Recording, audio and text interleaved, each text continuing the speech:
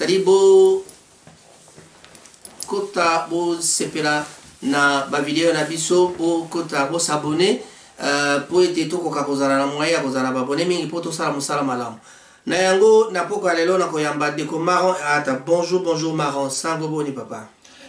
Bonjour c'est Raphaël et la vie comme elle va et on est toujours là, le monde et on a un grainage partout, il y a toujours de problèmes en Afrique, partout dans le monde. Voilà, j'aimerais bien qu'on parle un peu politique ce soir parce que notre monde a bougité, nous sommes sans oublier qu'au Congo il y a déjà les élections qui se préparent. En principe, les élections vont se dérouler le 20 décembre. Nous avons une élection Misato, au niveau Misato. Sénat,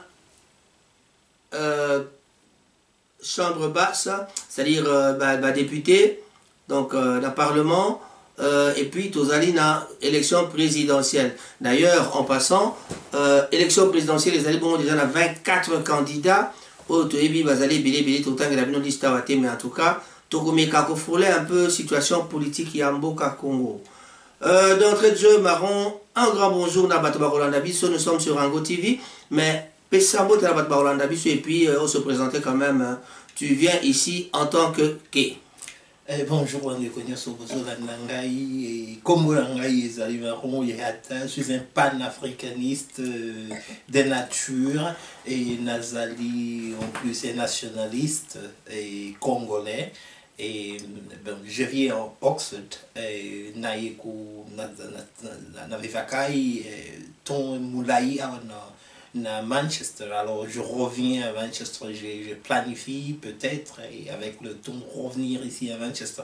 Il y a un gonde salike et le lot naza awa na lingbino mingi et la pesibino mbote mingi dans cet esprit là de patriotisme. Et comme vous nous regardez, likez et aimez ces vidéos, causons, parlons, développons nos idées. Et toute idée n'est pas mauvaise, je ne peux pas rejeter les idées des autres, mais attends que... Bon, je m'appelle toujours, comme vous le savez, je suis un penseur libre, c'est-à-dire que j'ai le droit de choisir vrai ce que je choisis de penser. Alors, on ne développe pas qu'un esprit, donc dans un esprit de liberté. Merci beaucoup. Voilà, pour commencer, dans votre temps, à moi, titre, il y a des informations, dans ma maison, les cas, vraiment, na Mboka Kinshasa sur le plan politique. Nous avons un serveur, n'a d'informations en temps vraiment utile. Ceux qui n'ont pas d'informations, il y a 27 minutes, tout ça, source d'informations. Réhabilitation du pont, l'Oueta au Kasaï central, l'Assemblée provinciale, enquête sur les 165 000 $ décaissés. Tant au Tangimbongo vous parlera aussi de l'argent pendant au cours d'Ia Makambo Oyo Tokosolola Awa.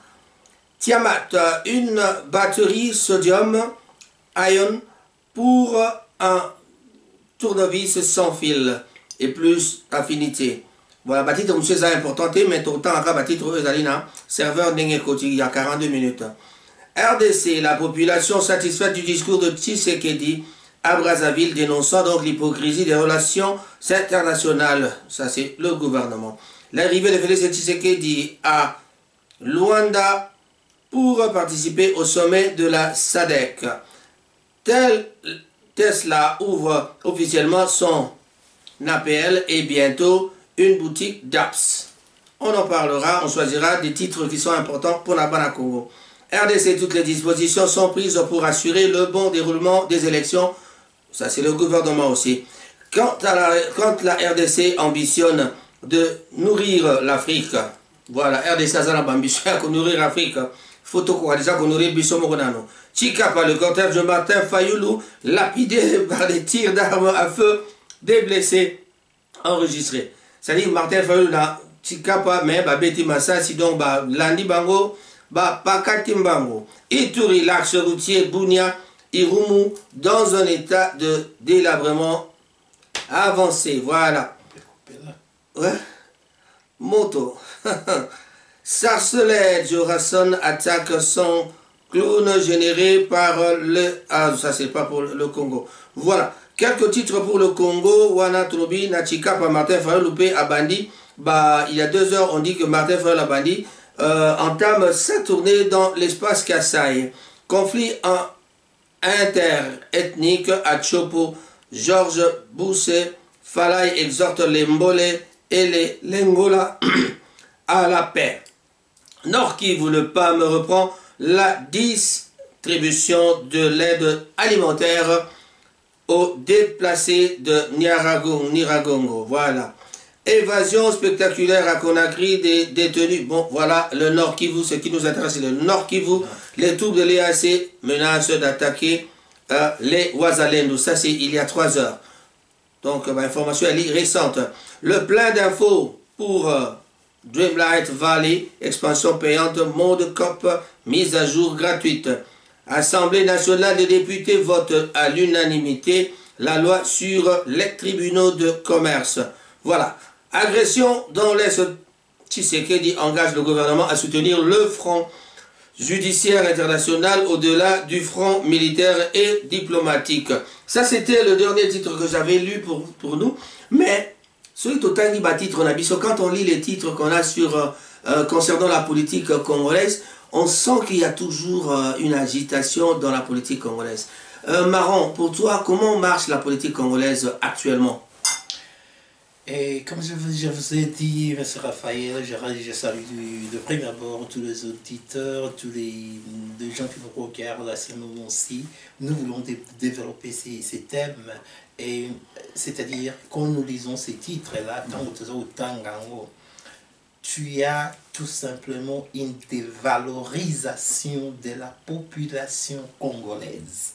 C'est-à-dire une rétrogradation de l'humanité dans le Congo. Quand tu écoutes tous ces titres-là, et ça nous montre que nous reculons, nous sommes en arrière des milliers d'années, et par rapport à la place que le monde se trouve pour le moment. Et par titre, tangué clairement, des trucs comme des ponts, des Tesla, et le Congo fournit tout ce qu'il faut aux États-Unis. Les bombes qu'ils aident Israël à larguer contre Palestine, ce sont des matières des Congolais. Les bombes qu'ils aident Ukraine à larguer contre la Russie, ce sont des matériels, donc nos matériaux qui viennent de la RDC. Alors, les États-Unis donnent des centaines de milliards de dollars à Ukraine, des centaines de milliards de dollars par an en Israël, alors que le Congo qui fait des États-Unis ce qu'ils sont aujourd'hui, le Congo est traité tout simplement comme un petit chien où on a la viande, on lui jette des os, et l'Ukraine, Israël et tous les Européens, ce sont des enfants qui mangent bien de la viande.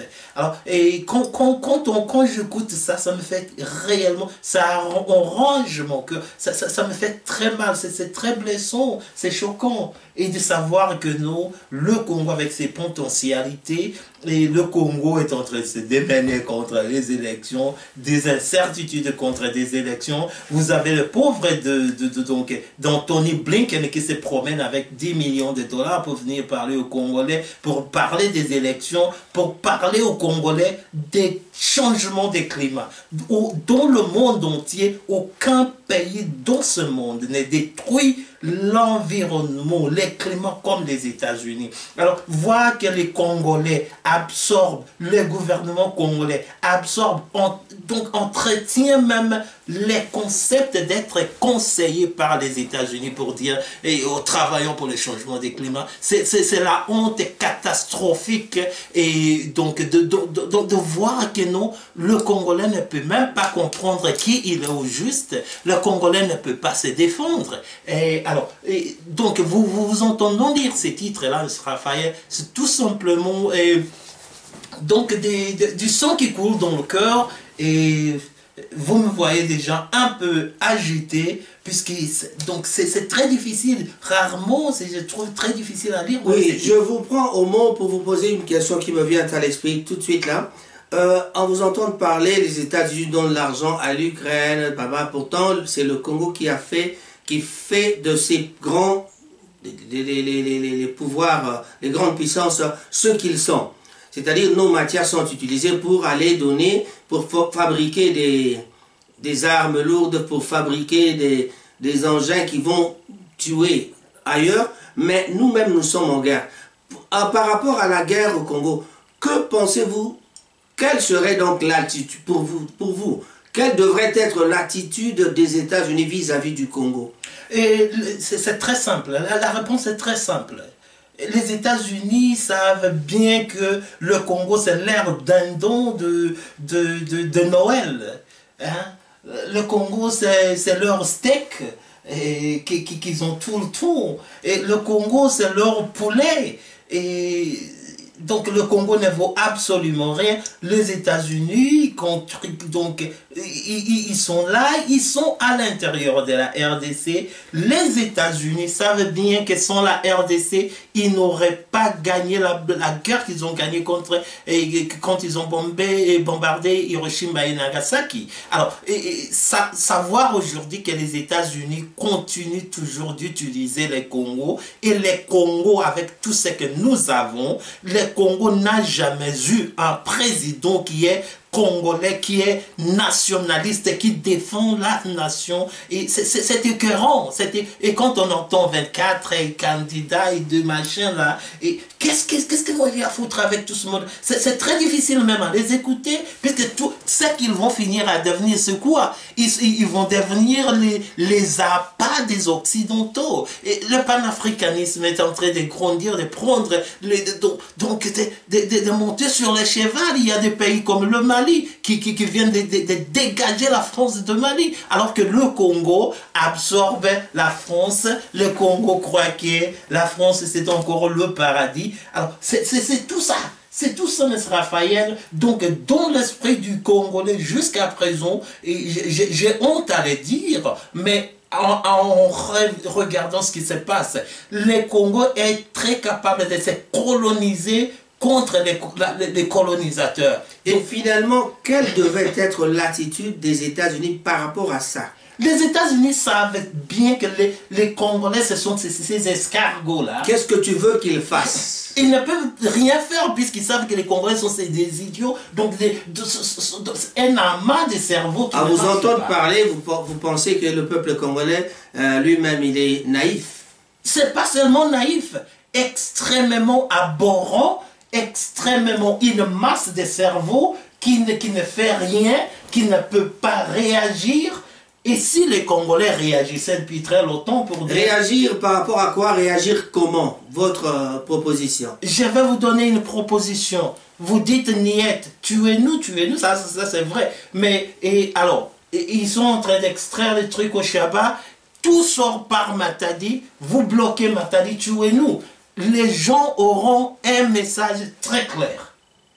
Alors quand vous balancez, vous allez admettre, vous vous asseyez, vous buvez, vous allez dans une demi-heure de marche et tout le monde commence à danser le dombolo après la marche, ils vont dire mais regardez là, ce sont nos steaks. Alors il n'y a jamais eu de truc sérieux. Donc qu'est-ce que l'Afghan a comme force contre les États-Unis? Ils ont envoyé des tomahawks, des missiles extraordinaires qui démolissent des montagnes, des collines. Alors finalement, donc, un peuple vertébré comme l'Afghan finit par triompher. Les peuples comme les Palestiniens, les Israéliens, vont bombarder. Finalement, le bombardement ne sert à rien. Si vous vous tenez debout, vous finirez par obtenir le résultat que vous avez. Je vous ai dit une fois, M. Raphaël, que je n'arrivais même pas à comprendre comment, dans un pays comme le Congo, on va accueillir le petit-fils de Léopold qui a fini 20 millions de Congolais. Il n'y a aucun holocauste au monde qui dépasse les Congolais. Même les Juifs, on ne les a pas tués aussi comme ça. Alors, on lui accueille sur là, je crois que vous êtes en train d'attaquer déjà le gouvernement. Ça n'a rien à foutre avec le gouvernement. Non, parce que c'est le gouvernement qui reçoit. Ce sont des gouvernements, ce n'est pas seulement ces gouvernements de Tshisekedi, c'est une succession des gouvernements amorphes. Des gouvernements idiots. J'en reviens encore à ma précédente question. Quelle est votre proposition par rapport au gouvernement ou alors par rapport au peuple congolais comment devait réagir le peuple congolais. Parce que quand tu parles, le peuple doit réagir. On a déjà essayé, il y a déjà eu des marches pour autre chose, mais pas jamais des marches pour ça. On a tué Lumumba, on nous a montré la dent, on n'a jamais été attaqué la personne qui a montré la dent de Lumumba. Jusqu'à ce que même le type est mort et on a été reprendre la dent pour nous emmener ça comme étant le reste des reliques de feu Patrice Emery Lumumba. Alors, c'est quoi la proposition maintenant? Que doit faire le gouvernement actuel? Parce que nous n'allons pas parler de gouvernement précédent. Les gouvernements précédents sont tombés. Je vais vous couper là pour vous dire qu'on ne peut rien attendre d'un gouvernement congolais. Le peuple congolais doit réagir unilatéralement, sans tenir compte d'un certain gouvernement. Et le pays comme le Congo, ce n'est pas un pays où les gens peuvent circuler sans voiture. Le pays comme le Congo, c'est un pays où les gens doivent avoir les plus sophistiqués modèles de téléphones, puisqu'aucun téléphone au monde n'est fabriqué sans la matière du Congo. Alors, ce sont les mêmes idiots des gouvernements qui donnent tout ce que nous avons à l'extérieur, tout simplement pour qu'on les rassure du pouvoir.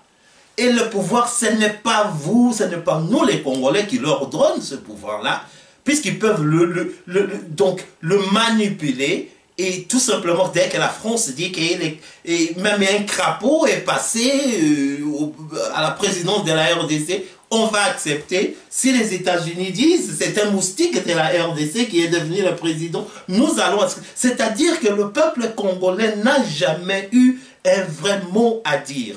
Pourquoi? Puisque les Congolais n'ont pas encore eu le sens de dire non, je pense, je suis. J'existe et je suis congolais et que ma voix doit compter. Que pensez-vous alors des dénonciations du chef de l'État? Parce que partout il est passé, à la tribune des Nations Unies, d'ailleurs on vient de parler du discours à Brazzaville, il ne fait que dénoncer l'attitude de mais c'est Raphaël, la communauté internationale, épargnez-moi ça. La communauté internationale et épargnez-moi ça. Je vais vous épargner, mais que pensez-vous de ça? Parce que le président de la République ne cesse de dénoncer. Épargnez-moi ça, c'est des Kombe, Malanda-Ngombe.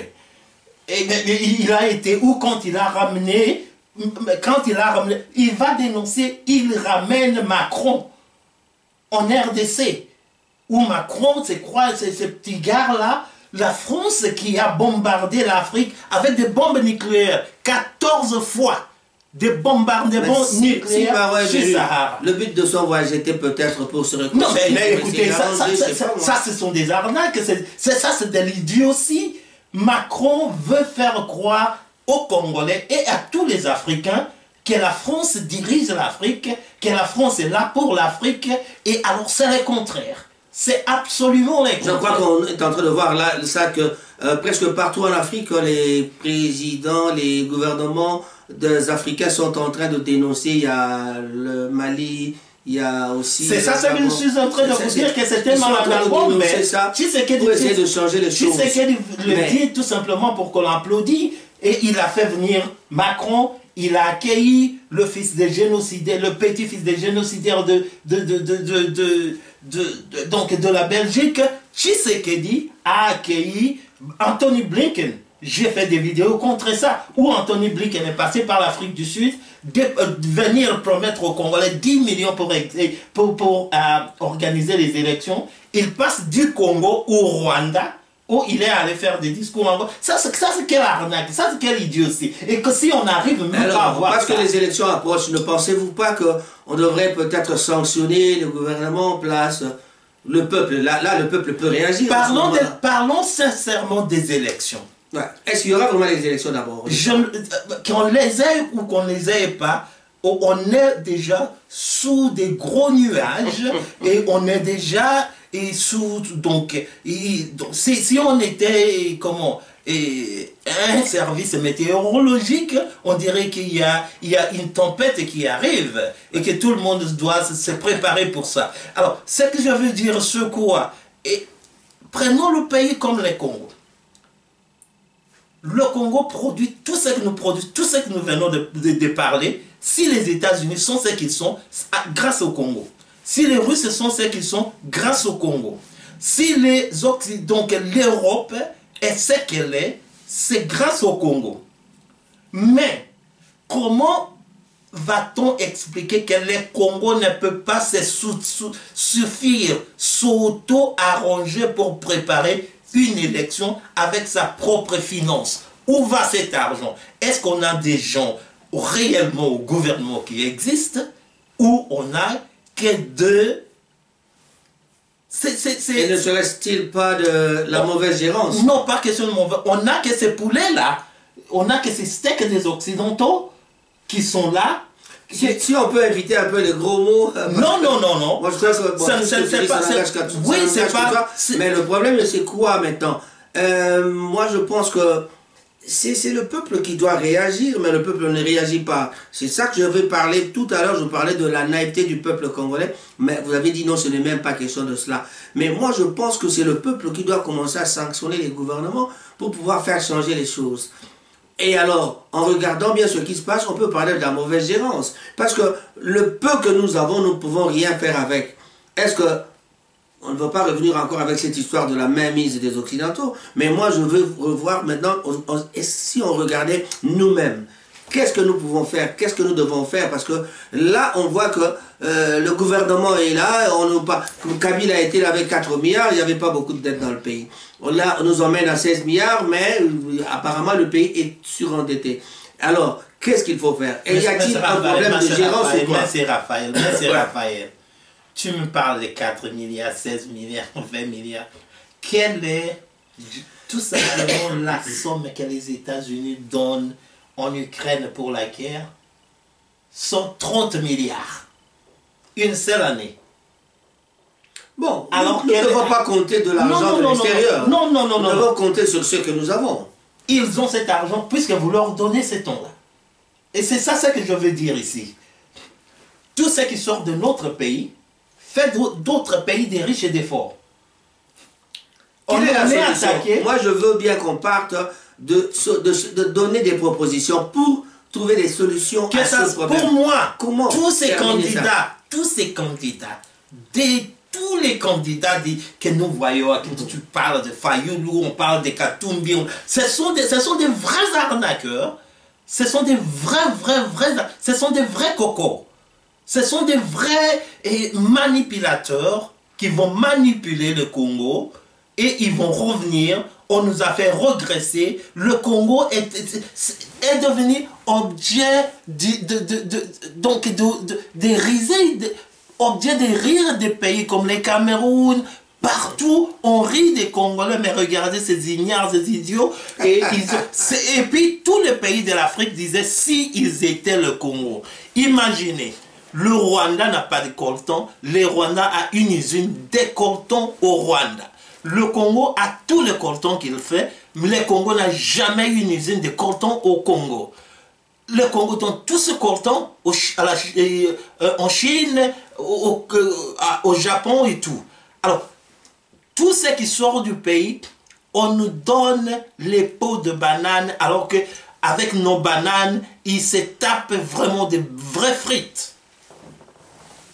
Voilà, on nous taxe comme des frites, des bananes, tout ça, mais moi, jusque-là, je vois les élections arriver. En croire, on a les élections le 20 décembre.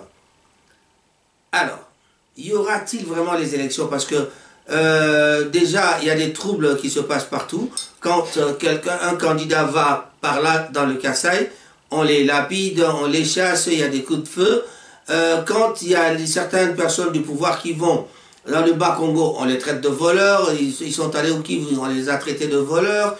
La justice, ça marche comme ça marche. On parle de la CENI, les candidats ont réclamé beaucoup de problèmes pour essayer de réorganiser la commission nationale électorale indépendante, mais cela ne s'est jamais fait. On a vu des candidats comme Fayoulou qui ne devait même pas être candidat parce qu'il a dit qu'il allait boycotter, pas boycotter, mais il avait donné des conditions pour d'abord qu'on réorganise la CENI et puis réarranger tout ce qui a arrangé parce que fallait revisiter le fichier électoral. Ce qui n'a pas été fait, mais curieusement, il est revenu aux élections. Moi, je trouve que ça cache quelque chose. Ça cache quelque chose parce qu'il n'aura même pas de députés. Même si aujourd'hui on votait Fayoulou, il ne sera pas dirigé parce qu'il n'aura pas de majorité. Parce qu'il y a quelques députés qui sont partis en indépendant. Mais les vrais députés de son parti ne sont pas là. Alors, même si aujourd'hui on vote Fayoulou, il ne sera pas dirigé. Alors, ne pensez-vous pas qu'il y a quelque chose est caché dedans? N'y a-t-il pas un dialogue à l'horizon? Mais c'est Raphaël. Oui. À quoi servent les élections? Choisir nos dirigeants. Pour faire quoi? Pour diriger le pays. Diriger le pays à faire quoi? Eh bien, on peut prendre un chien pour diriger le pays s'il n'y a pas d'objectif. Bon, je ne pense pas qu'il n'y a pas d'objectif, parce qu'avec tous ces candidats, les 24 candidats, chacun nous vient avec ses projets, son projet de Quel est le projet d'un Congolais? Hein? Le projet là, il faudra... de vision d'un Congolais. Voilà, ça c'est, il faut demander à chaque candidat quelle est sa vision. Non, ce ne sont pas ces candidats-là. Le peuple congolais. À quoi aspire le peuple congolais? Ben, si ça se manifeste par rapport aux candidats, ce sont eux qui viennent avec le visage. C'est un peuple sans liberté qui s'est réjoui extrêmement, même sans liberté. C'est un peuple maté qui s'est réjoui même quand ils sont matés. C'est un peuple avec l'armée qui ne fonctionne pas au bien du peuple. Et cette armée-là existe. Ils ne peuvent pas regarder au Mali, Burkina Faso, Niger et tout ça. Les gens qui sont révolutionnaires, donc des Africains qui se réveillent. On a tous ces militaires-là. On a perdu l'unique qu'on avait, qui était le général Mayele. Alors, à quoi servent ces élections-là? Ce que je veux vous dire, c'est quoi? Donc, ma question pour penser à tout ça est que quand on commence à regarder, on va aux élections et tout le monde va venir avec des bobards, il va raconter n'importe quoi, ils savent tous qu'ils vont facilement faire avaler de la poudre à un Congolais, lui mettre la poudre aux yeux, il ferme les yeux, c'est bon. Et ça c'est clair. Mais c'est un pays où vous avez des universités et même des gens des universités se comportent comme si, au monde où l'internet n'existait pas. Le pays où on a tous ces objets, donc tous ces biens-là, le pays où nous fournissons tout ça pour que l'effort soit fort, et c'est le pays où nous sommes attaqués. Combien de bombes les États-Unis viennent de donner en Israël? Est-ce qu'Israël leur produit des trucs, des matières à faire des bombes? Absolument pas. Et oui. Si on n'avait rien que la moitié de ces bombes-là, toutes ces guerres-là, à l'Est, serait fini. Parlant de la guerre, pourquoi la crise sécuritaire s'est aggravée dans l'Est de la RDC? Est-ce qu'il y aurait-il une raison? Parce qu'on s'approche des élections et lui-même, le président de la République, M. Félix-Antoine Tshisekedi, avait dit que si la guerre ne finit pas, j'aurais échoué. Si il n'y a pas une bonne justice, j'aurais échoué. Donc, déjà, la guerre continue et que la justice, on a un peu de doute sur cette justice. Monsieur Raphaël. Alors, pourquoi la guerre s'est aggravée? Alors, qu'est-ce que vous pensez? Tshisekedi n'a pas le contrôle de la RDC. Et pour ceux qui nous regardent... Par rapport à quoi? Attends, ne me coupe pas la parole. Non, mais... Ceux qui nous regardent... Sois un peu plus clair dans tes réponses. Regardez la vidéo de Alain Foka. Alain Foka est allé filmer à l'est de la RDC. Il a eu l'autorisation de la présidence, arrivé dans des coins où on a donné aux Américains, aux Chinois, personne ne peut mettre ses pieds là, même avec des ordonnances présidentielles. C'est-à-dire, ce sont les mêmes gens qui forment les M23, qui peuvent complètement saccager la région pourvu qu'ils prennent ce qu'ils sont en train de voler dans notre pays. Alors, quelqu'un qui n'a pas le contrôle absolu de sa nation, quelqu'un qui, sa signature, ne compte même pas dans son pays quand il est président, il envoie des gens et des individus américains, chinois, disent que non, vous ne pouvez même pas mettre pied ici. Donc des pistes d'avion super. C'est-à-dire, tout ce qu'il est en train de nous amener là, ce sont des arnaques. Cherchez la vidéo de Alain Foucault sur ce qui se passe en RDC, vous serez choqués, vous aurez honte d'être Congolais et d'avoir pour le gouvernement ce que nous avons. Voilà, on ne va pas continuer à faire la publicité d'Alain Foucault ici, mais moi, je suis en train de poser la question de savoir quel est le vrai problème du développement de la RDC. Quand on pense qu'il y a le déclin de la croissance, la destruction des richesses, hyperinflation et paupérisation généralisée de la population. C'est la révolution. Population est pauvre. C'est la révolution. Oui, mais avec tout ça, le problème c'est quoi? La révolution, qui va être au devant de la révolution? Plusieurs personnes, des opposants qui ont essayé, bon, on parle même des opposants. Y a-t-il vraiment des opposants au Congo? Oui, parce que ouais, il y a des opposants. Des opposants contre opposants. Ce sont des opposants contre. Ce ne sont pas des gens qu'il faut valider et écouter. Non, ils s'opposent ils sont plus opposants à leurs amis, à leurs frères et amis, parce que ce sont des opposants politiques. Ce sont des ennemis politiques. Non, ce sont des vrais amis. Des ennemis crimes, des amis criminels, mais qui sont ennemis donc extérieurs. Ce sont des amis criminels qui sont ennemis en face du public. Tout ce monde-là, et je ne suis pas ici pour dire que c'est donc tous ces arnaques, tout ce monde-là. Moi, je pense que je trouve toujours du mal parce que à comprendre la majorité des Congolais, quand on leur pose la question de savoir quel est le vrai problème, le problème majeur de notre pays, en général, c'est quoi? Qu'est-ce qui ne va pas au Congo? C'est la racine, c'est le gouvernement. Le gouvernement ne va pas. Moi, je vous avais parlé de la mauvaise gérance, vous avez dit que ce n'est pas question de mauvaise gérance. Le gouvernement a fait quoi? Par rapport à quoi? Parce que moi, je parle de la mauvaise gérance. Quand on ne sait pas bien gérer, le pays ne marchera pas bien. Mais Raphaël, je vais vous poser tout simplement quelques petites questions. Je ne veux pas vous poser des questions parce que avant de me poser la question, si vous répondez... Je vais vous répondre par une question. Ah non, je ne saurais pas répondre à la question parce que moi, j'attends d'abord la réponse. Quelle est la vision des États-Unis? La liberté, peu importe son prix. Si vous touchez aux États-Unis, ils vont se battre jusqu'à la fin. Et chaque individu, chaque Américain a droit à sa parole. Ça c'est un. Cette liberté-là donne aux gens le courage et la vision. Chez nous, nous sommes matés. Comment la France, qui a été sérieusement saccagée par Hitler, avec tous ces arnaques de Napoléon, c'est par cette résistance-là et encore ce droit. Et c'est ce que nous voyons, ce qu'ils ont aujourd'hui.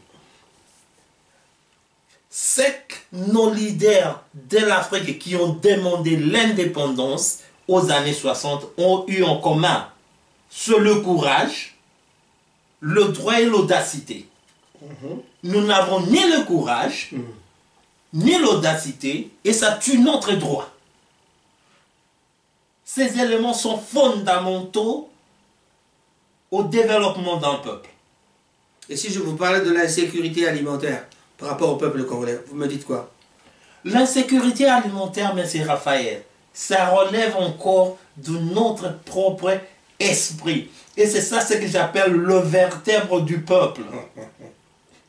C'est le vertèbre du peuple.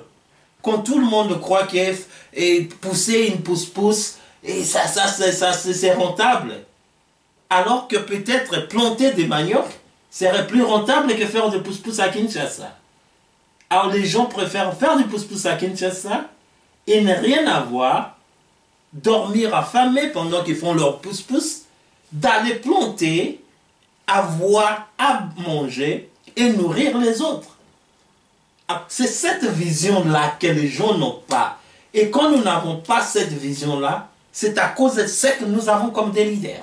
Mais je crois qu'il y a aussi, le gouvernement doit donner accès à ça. Parce qu'il y a aussi le problème des voies, voies de communication, c'est-à-dire les voies de communication. Les routes ne sont pas bien, nous n'avons pas de bonne route pour pouvoir partir du Bas-Congo, par exemple, pour ramener la nourriture à Kinshasa. Il y a une partie, par exemple, la nourriture qui part derrière Thiela. Quand on arrive à Thiela, par exemple, de Thiela à Madouda, à Thiela, Thiela à Boma, Kinshasa, c'est difficile. La route n'est pas disponible. Alors, c'est peut-être ça aussi qui fait que ça ne marche pas au Congo. On a aussi un autre problème par rapport à... Mais c'est Raphaël. Je vous écoute. Nous donnons nos produits, ça j'insiste bien, nous donnons nos produits partout. Quand Tshisekedi était venu ici, dans une des réunions avant que la reine Elisabeth ne meure, il était le président à qui le roi Charles, avant qu'il n'était roi, il était prince, parlait avec et donnait des ordres. Voilà. Ici en Angleterre, je viens de me déplacer plus de 300 km. Je vais rentrer ce soir-là. Je vais rentrer chez moi. Plus de 280 km à l'aise. Alors qu'au Congo, pour construire 10 km de route, on fait des tapages. C'est comme si on allait au ciel. Construire un pont devient extrêmement luxueux. Vous avez parlé des ponts ici. Combien de trucs que nous donnons aux Chinois et combien sophistiqués sont les ponts des Chinois partout. Pourquoi nous ne pouvons pas prendre nos ressources contre ces ponts? Tout simplement puisque les dirigeants prennent de l'argent au lieu des ponts, au lieu du développement, au lieu de la construction de routes. Et ils s'engouffrent, ils donnent ça à leur famille. Et les Congolais, là, ils les applaudissent. Et les Congolais et tout ça, là, et les bétons, des trucs comme ça. C'est intéressant que quand on nomme quelqu'un, donc amorphe, être béton, c'est-à-dire être non organique, ce n'est pas être biologique. En plus. Et puis, tout le monde applaudit, on croit que c'est de rigolade, c'est bon. Donc, si je comprends bien, on ira de crise en crise. Moi, je crois qu'il y a... Moi, je suis toujours en train de revenir sur mes mots en disant que la gérance n'est pas bonne. Écoute-moi, ça va falloir... On va vers la fin. J'ai un mot à ajouter. Ok. J'avais vu quelque part où Tshisekedi disait qu'il veut construire le mur entre le Rwanda et l'Ouganda. Et le Rwanda et le Congo. Il a dit ça? Oui, il a dit ça. Ah bon? Voilà. Comment... Moi, je crois que c'était une idée de Moulonda. Non, c'est Tshisekedi, c'était avant-hier ou quelque chose comme ça. Parce que Yannick avait parlé d'un truc. Non, mais c'est ce qui est intéressant. Il n'a pas de l'argent pour faire des élections. Où est-ce qu'il va trouver de l'argent pour construire ce mur? Bon. Et il va construire ce mur où? Où il n'a même pas le droit de mettre ses pieds. Où il n'a pas le droit d'envoyer des gens... Les élections déjà le 20 décembre, nous sommes à un mois ou quelques jours. Tout simplement pour vous dire donc il n'y aura pas d'élection. Non, tout simplement pour vous dire que ce sont des tapages. Et il veut faire endormir toute la nation avec une arnaque comme ça. Il a été là depuis très longtemps, que les gens souffrent, que les gens meurent, il ne fait rien.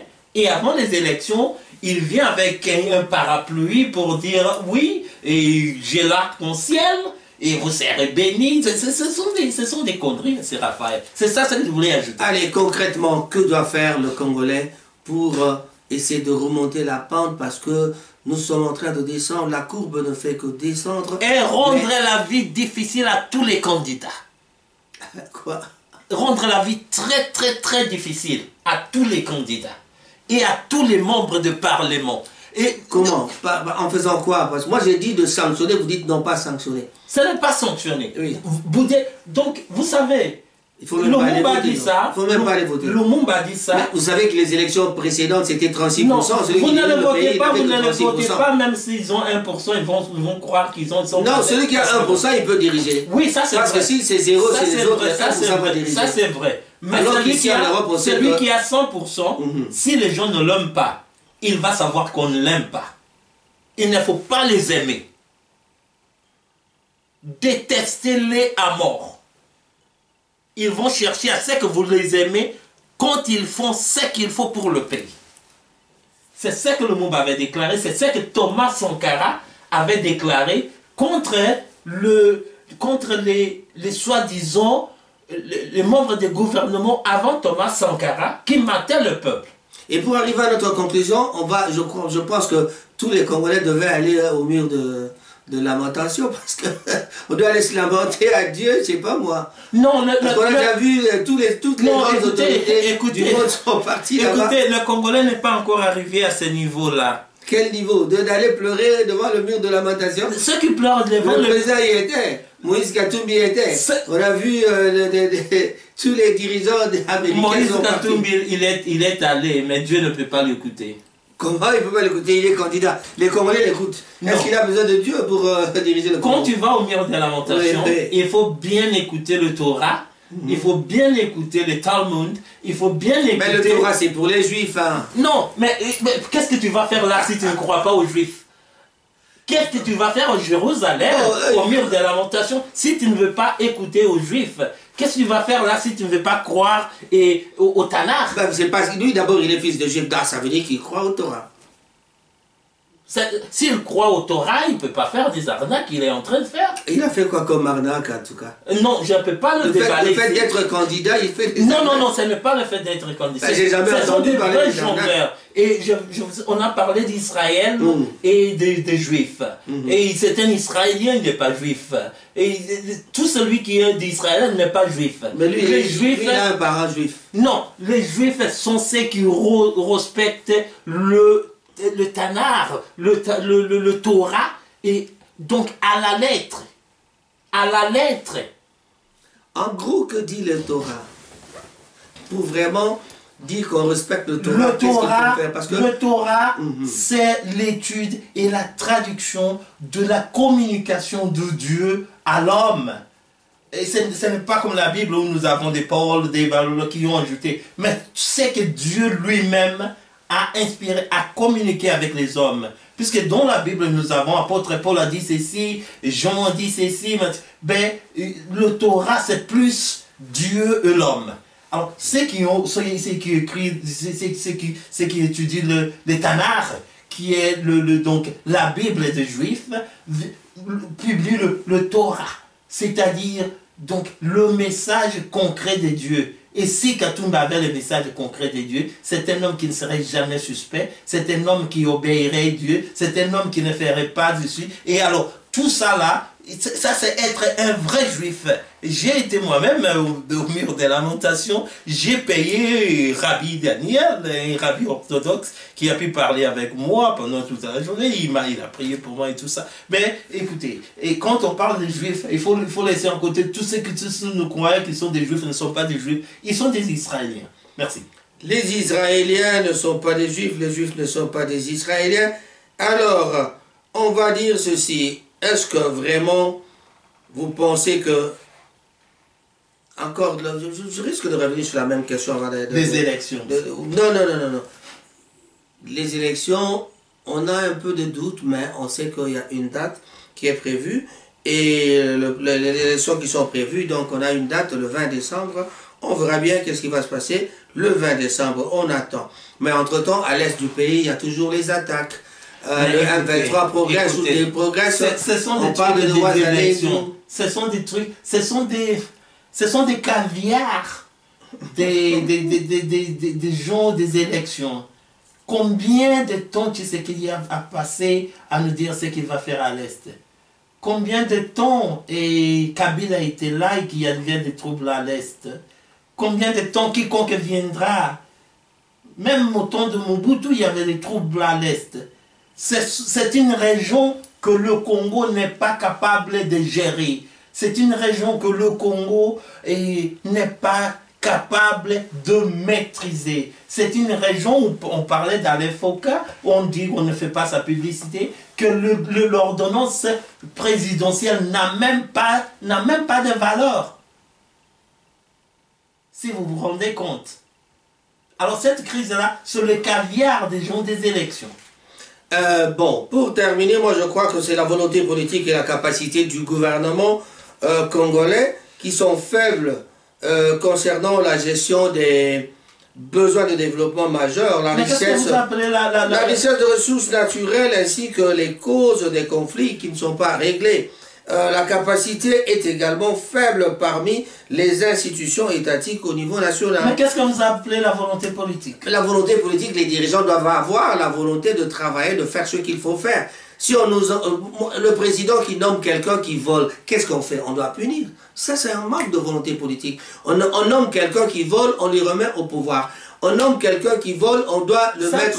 Ça, c'est la capacité judiciaire. Oui, la capacité judiciaire, c'est ça le gouvernement, c'est ça. Et c'est ça. Mais qui est le commandant suprême de l'armée? Qui est le top de la justice? C'est le président. Donc, il doit savoir sanctionner. Quand vous avez un morceau de steak pour les garants de la nation, c'est celui qui s'est fait avaler facilement. Je ne suis pas d'accord avec ce langage-là. Non, mais il s'est fait avaler facilement. Tous les présidents que nous avons eus dans le passé ne sont que des morceaux de steak des Occidentaux. On les avale très très facilement. Ils sont délicieux. Ils sont comment, appétissants. Et vous devez être appétissant pour être le leader de la RDC. C'est-à-dire vous devez être donc un morceau de steak très frais. Alors, et si nous avons que ces gens-là, qu'est-ce que vous attendez à ce que la chaîne soit la justice et tout ça? Évidemment, en conclusion, on dira, avec le pouvoir d'achat de 2 dollars par habitant, je crois que 2 dollars par jour par habitant, on ne saura pas vivre avec ça. Donc, le Congo, jusque-là, continuera, jusqu'à preuve du contraire, en tout cas, continuera à souffrir et on n'aura pas de solution. Mais la solution doit être quelque part. La solution, c'est d'avoir de bons dirigeants. Moi, mon président doit être celui que j'appelle le bon diplomate. Et pensez-vous qu'on a un bon diplomate? À l'UDPS, écoutez, M. Raphaël, ne me venez pas avec ces mots-là. La diplomatie, elle est occidentale. Quand tu t'es fait un bon steak, quand tu es devenu un bon steak, tu t'appelles un bon diplomate. Alors les gens comme le Mali, Burkina Faso... Ah non, j'arrive.